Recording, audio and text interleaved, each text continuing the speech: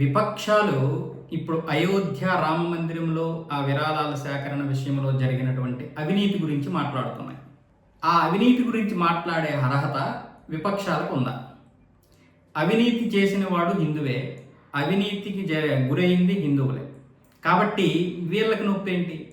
అయోధ్య రామ మందిరాన్ని నిర్మించినప్పుడు ఒక్కడూ కూడా కనీసం దర్శించుకోవడానికి రాలేదు. హిందువులై ఉండి కూడా అఖిలేష్ యాదవ్ లాంటి ముసుగు దొంగలు కూడా రాలేదు. కాంగ్రెస్లో కనీసం ఒక ఎంపీ రాలేదు, ఒక ఎమ్మెల్యే రాలేదు. రాహుల్ గాంధీ అలాగే అఖిలేష్ యాదవ్ వీళ్ళందరూ కూడా ఇప్పుడు ఇక్కడ జరిగినటువంటి అవినీతి గురించి మాట్లాడుతున్నారు. వీళ్ళకి ఏ విధంగా అర్హత ఉందో చెప్పండి. దాని గురించి బాధపడినా సంతోషపడినా మనం పడాలి, మనం చూసుకుంటాం. వీళ్ళకి ఏంటి సంబంధం? వీళ్ళకి ఏ విధంగా సంబంధం లేదు. అది హిందువుల సొత్తు, పైగా వీళ్ళు దర్శించుకోని లేదు. పైగా రాహుల్ గాంధీ ఏమంటున్నాడు? మేము అధికారంలోకి వస్తే అక్కడ బాబ్రీ మసీదు నిర్మిస్తామంటున్నాడు. అలాంటి వాడు ఇక్కడ మాట్లాడాల్సిన అవసరం ఏంటి? అందుకే యోగి ఆదిత్యనాథ్ అంటున్నాడు, మీరు ఈ విరాళాల విషయంలో మాట్లాడుతున్నారు కదా ఇక్కడ జరిగినటువంటి అవినీతి గురించి, మరి వక్ఫ్ బోర్డు విషయంలో జరుగుతున్నటువంటి అవినీతి గురించి ఎందుకు మాట్లాడాలి? వక్ఫ్ బోర్డులో ఇక్కడ ముస్లింలకి సంబంధం లేకపోతే అది సంబంధం లేదన్నది కాదు. యోగి ఆదిత్యనాథ్ గారు అంటున్నది ఏంటంటే, ఇది ముస్లింలకి సంబంధించినటువంటి వక్ఫ్ బోర్డు అయినా అసలైనటువంటి పేద ముస్లింలకి ఈ వక్ఫ్ బోర్డుకి సంబంధించినటువంటి ఆస్తులు చెందడం లేదు.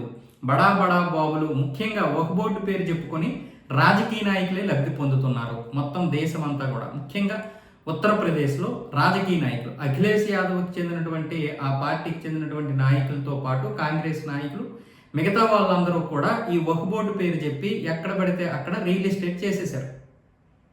పోనీ ఇది వక్ఫ్ బోర్డు ఎవరికి చెందింది? ముస్లింలకి చెందింది. పోనీ అందరు ముస్లింలకి ఈ యొక్క ఫలాలు అందాయా? లేదు. మళ్ళీ ఇందులో షియా ముస్లింలకి 15% ఉందన్నారు. అసలు షియా ముస్లింలని అందులోకి రానివ్వడం లేదు. కాబట్టి మీరు ముందు చూసుకోండి. మీకు మాట్లాడే హక్కు లేదు. మీకు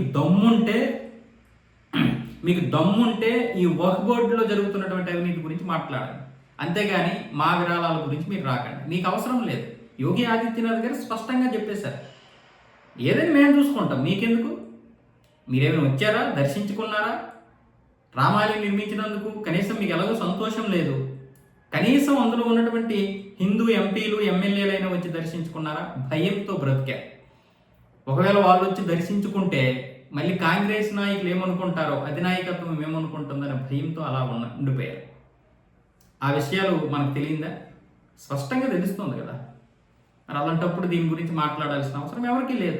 జరిగినటువంటి వాస్తవాలు జరుగుతున్నాయి. ఏంటి? అవినీతి జరిగింది విరాళాల విషయంలో, అది వాళ్ళు చూసుకుంటారు.